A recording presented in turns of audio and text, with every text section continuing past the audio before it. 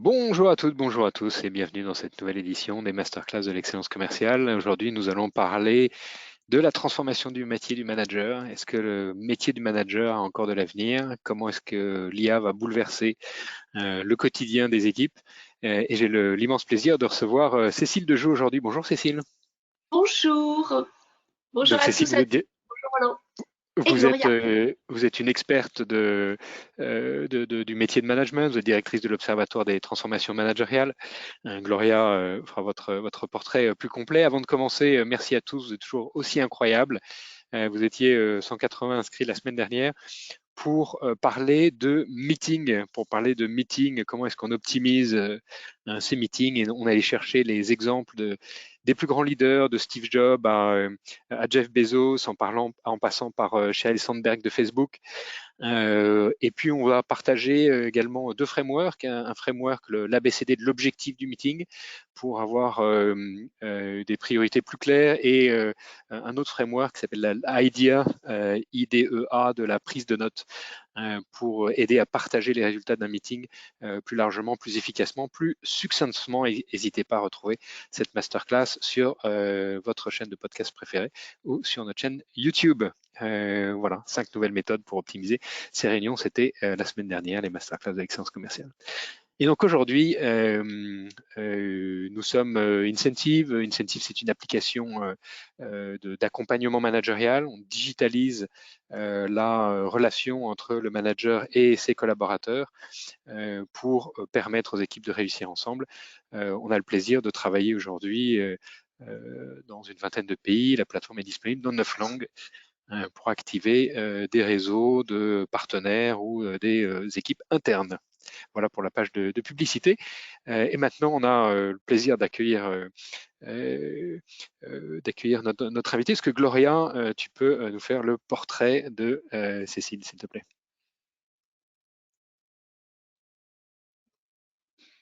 Avec plaisir. Cécile Dejoux, après l'obtention de votre doctorat en sciences de gestion à l'Université Côte d'Azur, vous continuez vos recherches à l'Université Panthéon-Assas avec une thèse sur le thème de la gestion des compétences à la gestion de talent, rupture ou continuité. Vous devenez ensuite professeur au Conservatoire national des arts et métiers, professeur affilié à l'ESCP, et vous avez cofondé l'Observatoire de transformation managériale Learning Lab. Avec vos équipes, vous cherchez à apporter des réponses aux transformations numériques des métiers, des compétences et des pratiques managériales.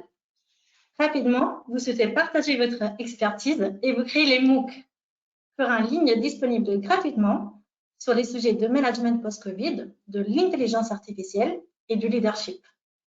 Vous y faites intervenir des témoignages d'entrepreneurs, d'universités et des scientifiques reconnus. Ces cours sont suivis par plus de 420 000 personnes dans 148 pays. Vous nous faites l'honneur de votre présence et c'est un plaisir de vous accueillir aujourd'hui. Et n'hésitez pas à poser des questions à Cécile dans l'espace questions. Elle y répondra en fin d'entretien. Merci Gloria. Alors Cécile, bienvenue. Quel parcours! Quel parcours! Alors, une étude fin d'année dernière faite par l'Université de Pennsylvanie et avec OpenAI estime que 10% des tâches d'un travailleur classique seront remplacées par les possibilités de l'intelligence artificielle, et que pour 19% des travailleurs aux États-Unis, c'est 50% de l'activité qui pourrait être remplacée par l'IA. Et donc aujourd'hui, donc on voit que les choses vont vite. Jamais une technologie n'a été adoptée aussi rapidement. ChatGPT, ça a été adopté par 1 million d'utilisateurs en 5 jours. C'est beaucoup mieux que toutes les technologies précédemment. Donc tout ça s'accélère. On va essayer de décortiquer ce que ça veut dire pour les managers. Dans une masterclass précédente, on avait vu l'impact pour le métier de commercial, sa façon, sa capacité à prospecter, à s'organiser, à construire un discours, à faire des présentations. Là, on va essayer de comprendre l'impact que l'intelligence artificielle peut avoir sur le métier de manager. Alors, déjà, Cécile, quels sont les métiers, à travers ton expérience, à travers le travail que tu fais avec tes clients, quels sont les métiers que tu vois, que tu pressens les plus affectés par l'intelligence artificielle, et quel type de tâches vont être remplacées? Oui, bah écoutez, en tout cas, merci Roland pour cette belle introduction. Avant de répondre à cette question, j'aimerais quand même organiser le point de départ. De quoi parle-t-on? On parle d'intelligence artificielle et c'est important qu'avant de commencer le débat, on explique concrètement ce qu'est l'intelligence artificielle. Comme ça, nous pourrons ensuite développer et aller un peu plus dans les usages et dans les métiers. Ce qu'il faut bien comprendre aujourd'hui, c'est que l'intelligence artificielle, elle est partout. Elle est partout dans vos téléphones, elle est dans vos systèmes experts, elle est dans la suite Microsoft Office pour pas faire de pub, elle est absolument dans tous les objets connectés. Et l'IA, c'est 4 choses qui sont différentes et qui nous concernent tous. D'abord, c'est du visuel. Avec de l'IA, on fait de la reconnaissance faciale ou d'objets. Donc, c'est vraiment des technologies liées à la vision. C'est par exemple quand vous allez dans un magasin 100% numérique où il n'y a plus bien de caissière, il n'y a plus de chef de rayon, vous rentrez, vous consommez, vous ressortez, votre carte bleue a été débitée, c'est de l'IA. Deuxièmement, c'est de la voix. C'est de la voix, c'est-à-dire qu'aujourd'hui, on est capable de faire de la traduction automatique en temps réel, quels que soient les langages. Et donc, aujourd'hui, si vous êtes sur cette réunion, vous avez la possibilité d'avoir un compte-rendu de la réunion parce qu'on a utilisé une IA qui va transcrire la voix et qui est fondée sur de la voix. Donc, la deuxième chose importante, c'est la voix. On a l'image, on a la voix. Ensuite, la troisième chose importante, c'est tout ce qui est lié aux objets. Donc, on parle des cobots, par exemple, dans un entrepôt Amazon, qui va prendre un objet, le mettre dans un colis pour qu'il soit donc livré chez le client. Mais aussi des robots plus humanoïdes qui peuvent être à la réception d'un magasin ou dans un bâtiment pour vous donner une direction ou vous dire à quel étage est votre bureau. Donc là, c'est des robots qui peuvent aussi être virtuels, on ne les voit pas, ce sont des systèmes dans les organisations qui vont mettre en relation une facture, un client qu'on appelle des RPA. Donc ça, c'est la robotique, virtuelle ou physique. Et ensuite, le quatrième pôle, après le visuel, la voix et la robotique, c'est la connaissance. Et dans la connaissance, l'IA fait en fait des choses extraordinaires puisqu'elle classe, elle trie, elle met en correspondance et elle propose, prédit, prévoit. Et là, aujourd'hui, avec ChatGPT, mais il y en a plein d'autres, hein, on a Bloom, on en a maintenant en Chine, etc. Tout ce qu'on appelle les IA génératives casse et disrupte encore plus les métiers que ce qu'on a pu voir depuis 4 à 5 ans avec l'IA. Et là, on est sur de la gestion de la connaissance. C'est-à-dire qu'au lieu simplement de vous donner une connaissance linéaire comme un moteur de recherche qui va vous donner des sites, on vous donne une connaissance construite basée sur ce qu'on appelle des frames et des questions, des prompts. Et on va donc créer, et là, vraiment, l'IA va vous créer une connaissance grâce à un chatbot qui est tellement structuré que vous allez avoir l'impression que c'est quelqu'un qui va converser avec vous. Et ça, c'est vraiment nouveau. Donc, il faut bien comprendre que l'IA, c'est plein de choses différentes. L'image, le son, les robots physiques et virtuels et la connaissance. Et là, on est vers une étape encore plus importante de la connaissance avec les IA génératives. Et quand on les combine, ces briques ensemble, ça donne la voiture autonome, ça donne la ville du futur, ça donne l'agriculture de demain. Et donc là, on devient vraiment optimisé avec des usages qui transforment, bien entendu, l'ensemble des pratiques, des métiers et puis surtout des modèles économiques. Donc maintenant, pour répondre à votre question, suivant les briques qu'on va choisir et suivant donc les métiers, on va choisir 1, 2, 3 briques. Et donc, ça va bien sûr complètement bouleverser les métiers. Et ça va les bouleverser dans 3 directions. Il y a des systèmes d'IA qui vont totalement remplacer des tâches précises. Ça a commencé il y a 5 ans avec de l'IA classique sur je fais un site internet, je te fais une base de données, je te donne les meilleurs clients, je te donne les créneaux les plus intéressants en fonction des équipes pour pouvoir créer une réunion de groupe, etc. Et ce sont des tâches qui, quelque part, vont être faites de façon répétitive grâce à un apprentissage et vont être extrêmement intéressantes à confier à l'IA. Mais il y en a de plus en plus. Deuxième chose, c'est quand l'IA va être intéressante pour nous donner des indications. Donc là, on est assisté, on va travailler avec elle. Et là, il y a un boom en ce moment dans tout ce qui est gestion de projet, dans tout ce qui est créativité. C'est assez fantastique parce que l'IA nous permet vraiment d'avoir d'autres idées, d'avoir d'autres systèmes d'optimisation, d'avoir d'autres façons de créer un livre, une proposition client, etc., grâce aux IA génératives. Donc, remplacer, assister. Et le troisième pôle, c'est augmenter. Alors ça, c'est le plus intéressant. C'est tout ce qu'on ne pourrait pas faire pardon, sans l'IA. Et là, eh bien, il y a des milliers de choses qui arrivent. Alors, on n'est pas au bout de toute l'innovation et de la créativité.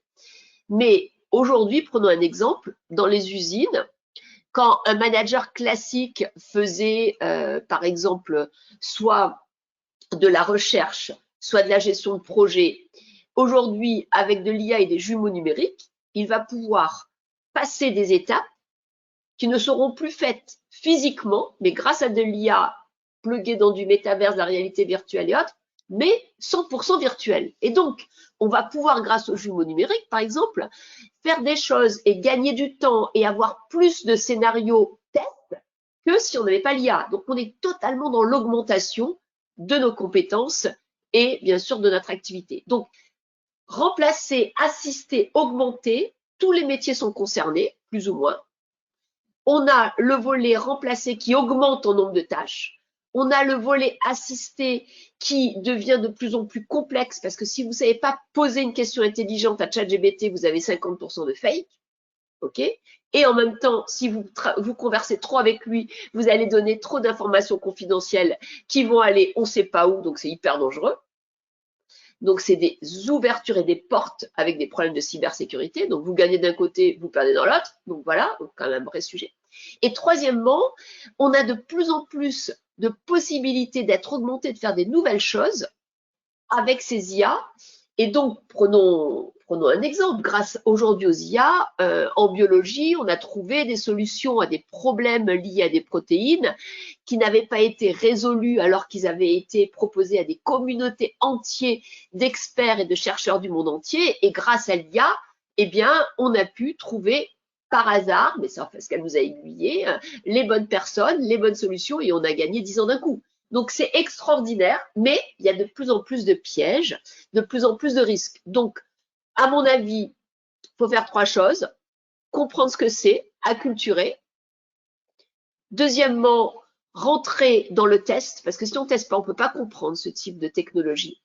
Et troisièmement, monter en compétence sur ce que j'appelle devenir IA compatible.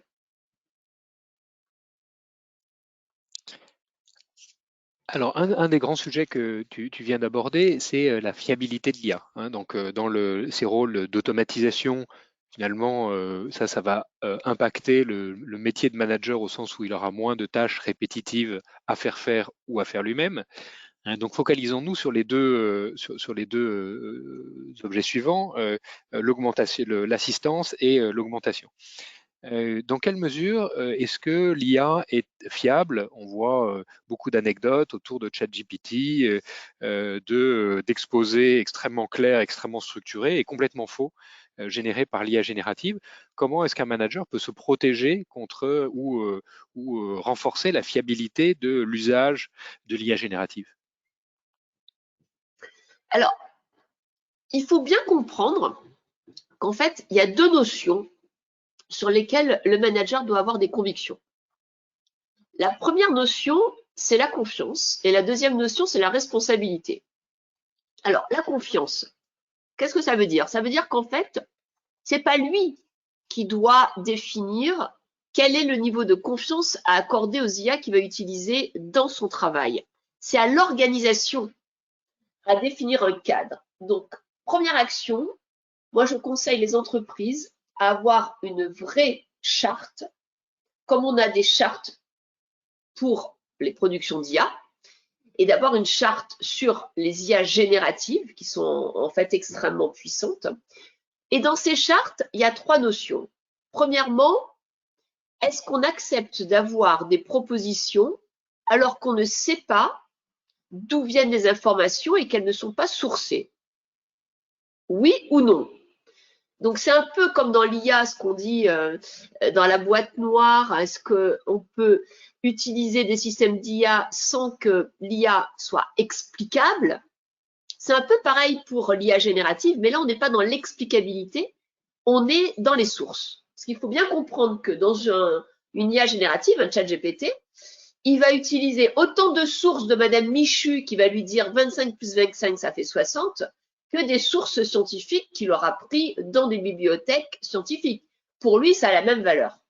Tant qu'il n'y a pas de hiérarchie sur les sources, il va avoir la même valeur. Donc à la fin, quand vous allez lui dire combien ça fait 25 plus 25, bah, au départ, il va vous dire 50, vous allez lui dire non, ça fait 60. Ah, merci, je vais apprendre. Et ensuite, il dira que ça fait 60. Donc, il faut faire très attention.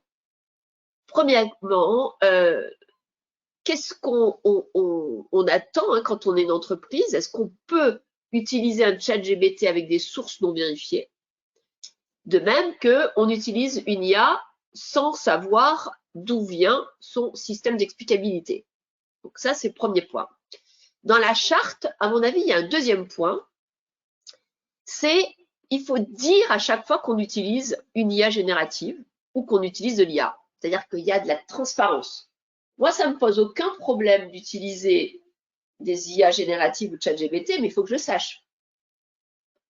En interne, il ne faut pas que j'ai l'impression que le compte-rendu, le mémo ou autre, il soit fait par mon collègue Robert, parce que je sais que mon collègue Robert, il va vérifier, il va trianguler, ou si c'est fait par mon copain ChatGPT. Il faut le savoir. Donc, le deuxième critère, après la source, c'est la transparence. Il faut qu'il y ait fait avec ou par ChatGPT. Et le troisième point, me semble-t-il, c'est qu'il faut évaluer la performance ensuite. Donc, dans la charte, il y a, à mon avis, ces 3 points. Donc, évaluer la performance, c'est être capable de voir quels sont les coûts cachés de cette utilisation. Alors, les coûts cachés, on pourra en parler tout à l'heure. C'est que de toute façon, tous ces systèmes, ils utilisent de l'énergie. Et ils sont contre le développement durable. Donc, qu'est-ce qu'on fait? On investit dans le développement durable. Dans un côté, on est face à des normes ESG, on est Planet Care et on est socialement responsable. Et à côté, on va développer à fond des systèmes d'IA génératifs. Donc, voilà, bon, faut être clair, quoi. On investit où, comment, jusqu'à quel niveau, et donc, est-ce que c'est performant ou pas? Donc, ces 3 niveaux me semblent indispensables dans une charte. Voilà, déjà. 1, ça, c'est la confiance. Donc, la confiance, ça passe par une charte et ça passe avec ces 3 niveaux. Donc, explicabilité, source, transparence et coût, performance par rapport à sa stratégie de développement durable. Deuxième concept, c'est la responsabilité. Une fois que je suis dans le cadre de mon entreprise, que je suis au courant de la charte, que je sais quels sont les principes avec lesquels on me demande de travailler, je suis en responsabilité. Et quand je suis en responsabilité, j'ai 3 actions en tant que manager. 1, je dois savoir prendre des décisions. 2, je dois absolument savoir motiver les gens. Et 3, je dois développer les talents. En gros, hein, quand on manage, c'est les 3 pôles du management. Donc, décider, oui, l'IA va me permettre, bien sûr, d'avoir plein d'opportunités pour décider différemment, plus vite et avec plus de données. Donc, bien entendu qu'il faut apprendre aux managers à l'utiliser. Motiver, alors là, il faut faire très attention, parce qu'aujourd'hui, il y a plein de systèmes qui permettent, c'est fantastique, j'ai écouté ça, je lisais un article de Mazars, ils utilisent ça, c'est fantastique, qui permettent en fait de scanner tout ce que vous faites sur votre ordinateur et l'IA est capable de vous donner une sorte de rapport de votre efficacité. Bon, bien entendu, après, c'est anonymisé et ça permet à l'entreprise de dire « Ah, mais attends, il y a trop de réunions, mais attends, il y a trop de mails, mais attends, OneNote n'est pas utilisé, etc. » Et la question est, une fois qu'on a cette optimisation grâce à l'IA, comment tu arrives à motiver les gens pour qu'ils puissent encore être engagés, moins stressés parce qu'ils se disent je suis traqué par l'IA, etc. Et aux États-Unis, c'est encore pire puisque les IA lisent à travers l'écran vos émotions et sont capables de vous donner votre niveau de stress et votre tempérament émotionnel à la minute près.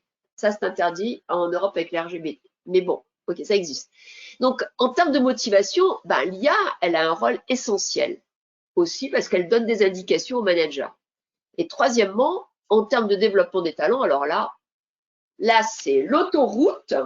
Tous les grands systèmes aujourd'hui de talent utilisent des IA pour vous pousser du learning, vous pousser les offres internes et externes, vous pousser des parcours de carrière, vous pousser des métiers vers lesquels, avec quelques développements de compétences, vous pourriez être performant. Donc là, si vous voulez, c'est extraordinaire. Donc oui, l'IA à ces 3 niveaux, décider, motiver et développer les talents, est extrêmement positive et c'est un super stagiaire pour le manager, c'est une super aide. Voilà. Alors après, comment je fais pour l'utiliser intelligemment et quelles compétences je mobilise, c'est une autre question.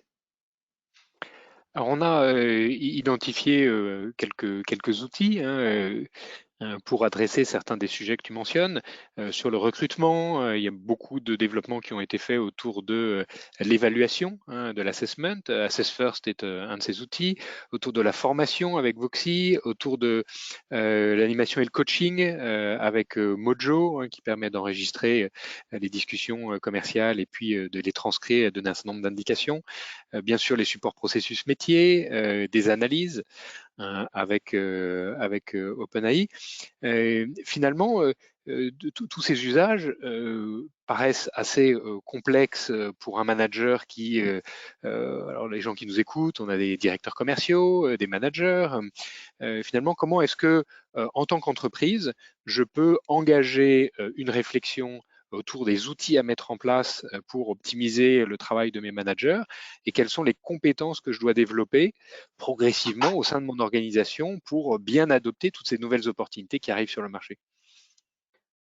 Alors, c'est très clair. Pour moi, il y a 2 groupes de compétences indispensables pour les collaborateurs et particulièrement les managers. C'est ce que j'appelle déjà être IA compatible. Parce que c'est compliqué, hein, tout ça. Être IA compatible, c'est avoir les compétences nécessaires pour comprendre, utiliser et décider avec l'IA. Et le deuxième groupe, qui est indispensable, ce sont ce que j'appelle les compétences de centrage qui sont au cœur du management par le CARE, C-A-R-E, et qui permettent de garder un équilibre et pas aller à fond dans la techno et en fait se désengager de l'humain. Donc déjà, il y a 2 pôles. IA compatible, management par le CARE avec les compétences de centrage. Pour expliquer tout ça, j'ai fait un MOOC qui s'appelle l'IA pour tous, où il y a plus de 60 témoignages de spécialistes dans le monde entier, en Chine, au Canada, aux États-Unis, et des entreprises qui expliquent en 10 minutes un cas d'usage pour collaborateurs ou pour leur manager. Et dans ce MOOC gratuit, vous pouvez vous y inscrire sur Fun. Vous avez des capsules qui expliquent comment on est IA compatible, quelles compétences et des cas d'usage. Premièrement. Deuxièmement, comme c'est un sujet qui évolue, j'ai une chaîne YouTube qui s'appelle Cécile Dejoux avec une playlist. Et dans cette playlist, vous avez une playlist sur les tendances et vous avez une playlist sur les cas d'usage en IA. Par exemple, la semaine passée, on diffusait le cas du directeur de l'IA à la Poste. On va avoir le cas de l'IA à la Maïf. Alors la Maïf, je m'arrête juste là-dessus, super intéressant. Ils ont créé une IA en open source. C'est-à-dire que toutes les entreprises qui le souhaitent contactent la Maïf et ils peuvent avoir les codes de cette IA. Cette IA, elle a un objectif, c'est que tous les mails qui arrivent des clients, des usagers de la Maïf, puissent être distribués à la bonne personne dans la Maïf. C'est quand même un truc génial. Donc, c'est-à-dire que si c'est une fuite sur l'eau, une demande de certificat de scolarité, un problème je sais pas moi, de voiture et autres, c'est dispatché à la bonne personne. Et donc, en fait, cette IA, elle l'a fait gagner un temps énorme, des coûts énormes, et elle s'appelle Mélusine, et elle est hyper maintenant utilisée dans plein de grands groupes, dans des PME, puisqu'elle permet d'ordonner une requête usagée à un service fonctionnel. Donc, pour moi, ce qui est important, c'est vraiment l'acculturation avec le MOOC, la chaîne YouTube, et tous les jeudis, à 12h30, il y a une nouvelle vidéo qui est sur les leaders de la transformation autour du management, de l'IA et du care management. Donc ça, c'est Juste après les masterclass de l'excellence commerciale, le MOOC de le podcast de Cécile Dejoux sur l'IA. C'est parfait, voilà. le timing est idéal. Exactement. Donc, le mieux, c'est de s'inscrire, de vous abonner à mon LinkedIn ou de s'inscrire à la newsletter. Il y en a une fois par mois qui est sur céciledejoux.com. Alors maintenant, concrètement, dans les compétences pour être IA compatible, c'est très simple, il y a 4 niveaux. Premier niveau, il faut comprendre le vocabulaire parce qu'on rentre dans de nouveaux champs. Moi, j'ai pas fait des études poussées en mathématiques et dès que j'ai commencé à rentrer il y a 10 ans dans le champ de l'IA, c'est quand même un monde. Donc, il faut comprendre le vocabulaire, comprendre l'univers et comprendre qu'en fait, dans ce monde, ce qu'on croyait vrai, le vrai faux, n'existe pas. On est dans un monde de la probabilité. Donc, on est dans le monde de Madame Météo. On va vous dire que demain il pleut, mais c'est vrai à 80%. Peut-être qu'il fera beau, en fait. Donc, ça, c'est quand même complètement différent dans l'approche. Donc, le vocabulaire, l'univers. Ensuite, il va falloir, c'est très important, comprendre tous les biais. Il y a plein de biais qui sont pleins de pièges liés à l'IA en fonction des 4 technologies que je vous explique au départ. Et il ne faut pas rentrer dedans, parce que si vous tombez dans le biais, c'est mort. OK? Et puis ensuite, il y a comment vous allez apprendre, vous, des IA, très important, comment vous allez converser avec un chatbot et comment, en fait, vous allez la contrôler. Est-ce qu'à un moment donné, vous êtes capable d'arrêter le système quand vous voyez que ça dérive? Parce qu'un des gros problèmes, c'est qu'en fait, il ne faut pas se faire manipuler et il faut toujours développer son esprit critique quand on est dans ce monde de la probabilité. Parce qu'on peut très bien se laisser embarquer vers des finalités qui ne sont pas les vôtres. Je vous donne un exemple. Il y a beaucoup d'IA dans le service de la finance et on leur donne des objectifs. Par exemple, optimisez-moi telle action, optimisez-moi tel taux, etc. L'IA, elle est simple, elle n'a qu'un objectif, elle n'a pas de conscience, donc elle va tout faire pour réussir son objectif. Mais quitte à créer une crise financière, elle s'en fout. Hein.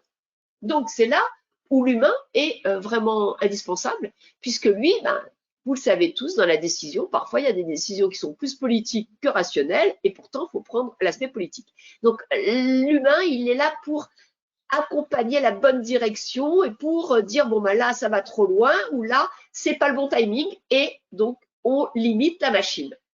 Donc, vous voyez, tout ça, c'est ça être IA compatible. C'est le vocabulaire, c'est l'univers, c'est à comprendre les biais, c'est comprendre comment on débranche, être capable d'accompagner quelque chose qui peut aller plus vite que notre pensée. Et ensuite, c'est très important de tester et de voir avec ses équipes qu'est-ce qu'on décide de laisser à l'IA faire avec elle ou faire grâce à elle pour lâcher prise. Mais pour lâcher prise, il faut que à côté, il y ait une contrepartie. Et cette contrepartie, il faut la construire.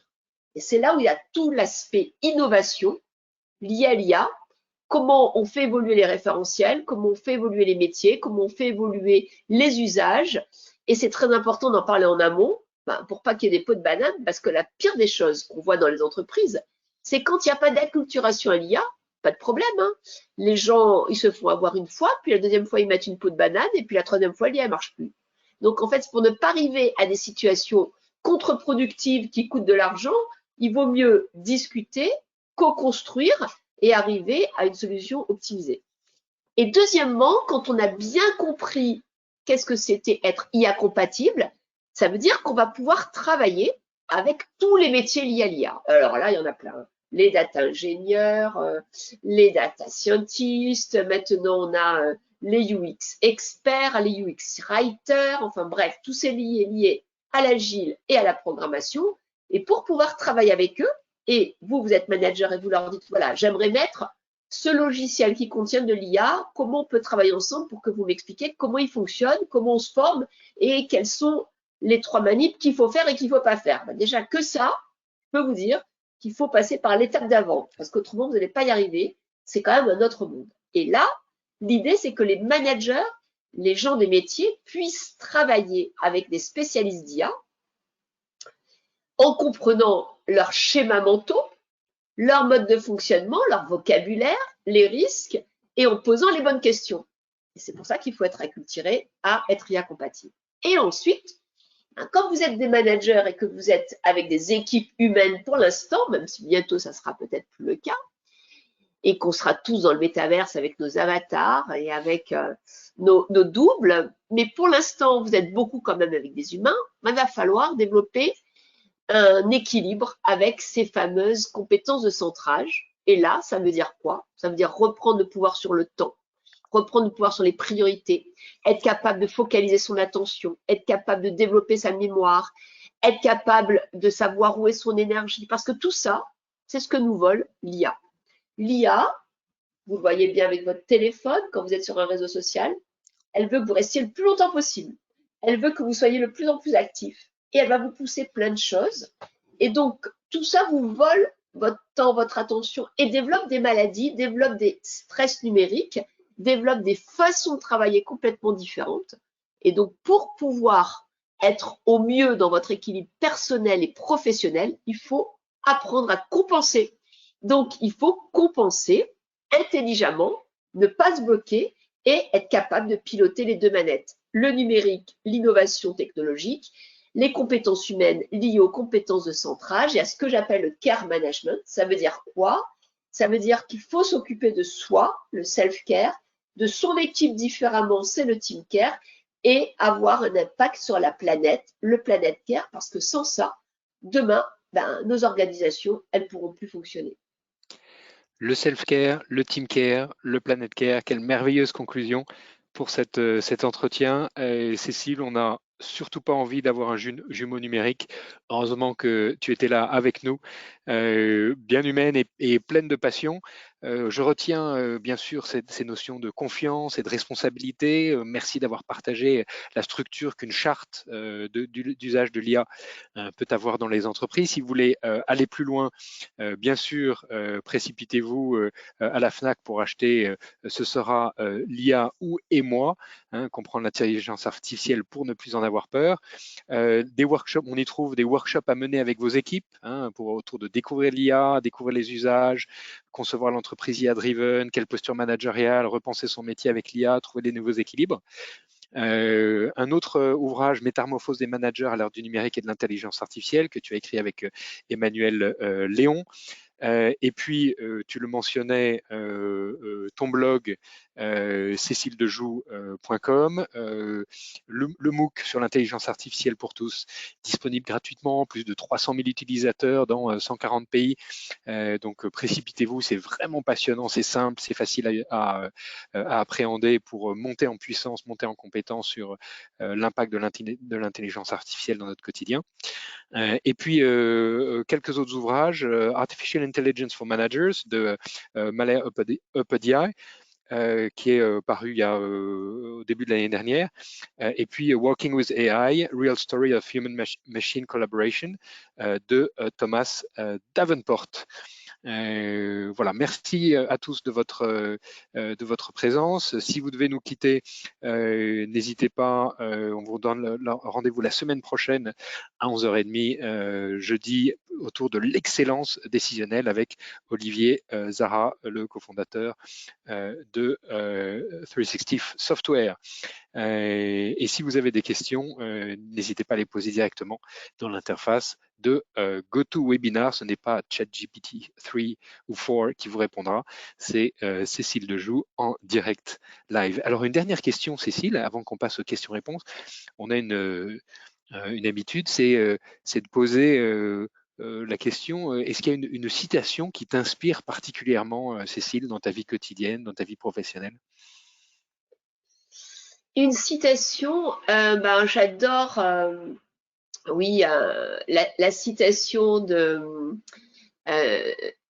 Simone Veil qui dit qu'en fait, il faut avoir peur de rien, il faut simplement apprendre et comprendre, parce que je pense que on est dans un monde où le plus grand risque qui nous attend, c'est le risque du fake news, parce qu'on va croire que l'information qui arrive grâce à la machine est vraie, et avec les IA génératives, le taux de fausse information passe de 10 à 50%. Donc, je pense que c'est très compliqué de former à la capacité de discernement. Et pour ça, il faut continuer d'apprendre et continuer vraiment d'être toujours dans cette logique de triangulation de l'information. Donc, pour moi, vraiment, apprendre, c'est être libre. Apprendre, c'est d'être libre. Magnifique. Et c'est vrai qu'on a vu fleurir sur les réseaux sociaux ces images générées par l'IA générative d'arrestations supposées de Donald Trump avec les remous, la police, etc. Et même un média allemand, hein, un média de premier ordre, un tabloïd allemand, qui a repris à son compte une de ces photos en disant voici comment pourrait se passer l'arrestation de Donald Trump. Mais si on regarde juste rapidement la photo, on a l'impression que Donald Trump est en train d'être arrêté, alors qu'il n'a pas du tout été arrêté par la police. Donc des vrais dangers. Et on fait référence là à ce que tu nous disais tout à l'heure, bien expliciter l'usage de l'IA à chaque fois que l'IA est intégrée dans une démarche, que ce soit une démarche commerciale ou une démarche interne. Gloria, est-ce que nous avons des questions de notre auditoire?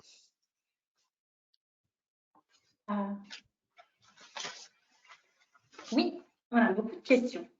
Tout d'abord, Anne remercie pour cet éclairage pertinent et si bien illustré. Elle dit que c'était passionnant. Ensuite, les questions. Alors, question de François. Quelles tâches vont être remplacées par l'IA? J'ai pas compris, Gloria, quelles tâches vont être remplacées par l'IA? Alors François, vous le voyez déjà, quand vous arrivez à la poste, il n'y a plus personne, hein, on n'est que face à des guichets. Quand vous arrivez dans un supermarché 100% numérisé, il n'y a plus personne. Donc toutes les tâches qui sont en fait liées à du classement, du tri, de l'organisation, ce sont des tâches à risque. Mais ce sont des tâches qui concernent aussi bien ce qu'on appelle l'école bleue que l'école blanc. Et toutes les tâches liées à la créativité peuvent aussi être remplacées par l'IA. On le voit aujourd'hui, il y a des IA qui peignent, qui font des tableaux, qui font des blogs, qui font des propositions même de contenu de cours, etc. Donc, moi, je pense qu'en fait, à terme, plus de 60 à 70% des choses pourront être faites par des IA. Mais ce n'est pas la question. La question, c'est comment l'humain peut faire des choses que l'IA ne peut pas et ne saura jamais faire. L'humain, il peut casser la routine. L'humain, il peut mettre des choses, par exemple, dans une œuvre, casser complètement le style. Voilà, vous faites une magnifique œuvre, vous mettez un splash d'une peinture, c'est une autre œuvre, et ça, c'est qu'un humain qui peut avoir cette idée. C'est pas une IA. Donc, je pense qu'en fait, il faut apprendre à casser les codes et apprendre à chaque fois que vous avez de la valeur ajoutée à la faire savoir. Voilà. On est dans un monde où il va falloir développer plein d'expertises, non plus une seule mais plein. En même temps, être au courant de plein de choses et en même temps, savoir casser les codes pour se différencier et vendre cette différence. Donc, je pense qu'en fait, plus vous serez capable d'utiliser l'IA et plus vous serez capable de vous en différencier. C'est ça le secret. C'est surtout pas de la refuser. C'est comme en art martial, mieux vous connaissez votre ennemi et plus vous saurez créer une stratégie qui n'est pas celle qu'il va utiliser. C'est pareil. Il faut la combattre avec intelligence, mais pas avec ignorance. Question de Monia. Est-ce que l'IA ne reproduit pas la discrimination qu'elle observe dans l'environnement de travail? Alors, c'est une très bonne question. Bien entendu, vous savez, les IA, en tout cas en machine learning, se fondent sur des datas. Ces datas, ce sont des données avec des biais. Très souvent, ce sont des données qui ont été créées dans des environnements fermés, donc soit avec le même public, le même type de personnes, soit dans les mêmes pays. Ce qu'il faut bien comprendre, c'est que les IA élevées, nourries avec des données 100% chinoises et des IA nourries avec des données 100% américaines, idéologiquement, c'est pas la même chose. Et donc, elles vont pas avoir les mêmes réponses. Donc, dans les biais, il y a deux choses. Il y a les biais liés aux données, et puis il y a les biais créés par l'IA. Je vous donne un seul exemple. Aujourd'hui, TikTok, qui est le premier réseau social mondial créé par des Chinois, utilise de l'IA, 100% de l'IA. En Chine, l'IA n'est que focalisée sur des données de connaissances. Et les enfants qui utilisent, les petits Chinois qui utilisent TikTok, ils apprennent comment se comportent les atomes, les génomes, l'histoire, etc.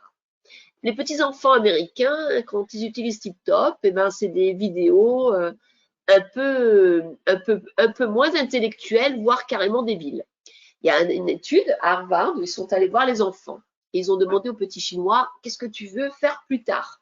Et les petits Chinois, ils ont répondu astronaute. Et les petits Américains, ils ont répondu influenceur. Donc vous voyez, en créant ces biais, l'IA façonne notre façon de penser.